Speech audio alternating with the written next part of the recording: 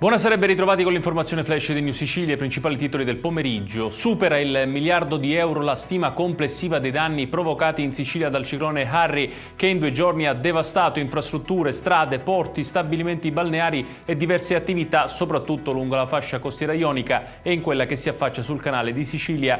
Il presidente della regione Schifani ha parlato di 740 milioni di danni reali, a cui vanno aggiunti però i mancati redditi delle attività produttive. E mentre la Regione dichiara lo stato di crisi e di emergenza, il ministro della Protezione Civile Nello Musumeci, durante un sopralluogo a Santa Teresa di Riva nel Messinese, ha fatto sapere che la prossima settimana in Consiglio dei Ministri proporrà la richiesta della dichiarazione dello stato di emergenza nazionale. Contestualmente, ha detto Musumeci, chiederemo la delibera di prime risorse che consentiranno agli enti locali di procedere con gli interventi più urgenti.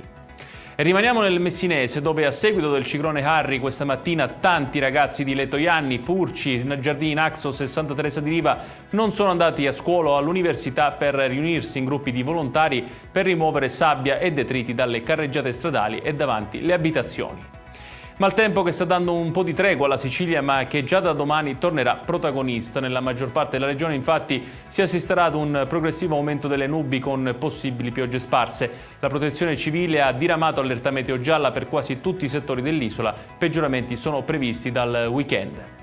La Cassazione ha annullato la sentenza d'appello a carico di Lorena Lancieri, una delle amanti di Matteo Messina Denaro, condannata a 5 anni e 8 mesi per favoreggiamento, una qualificazione giuridica bocciata dai giudici romani che hanno rinviato il processo ad un'altra sezione della Corte di Palermo.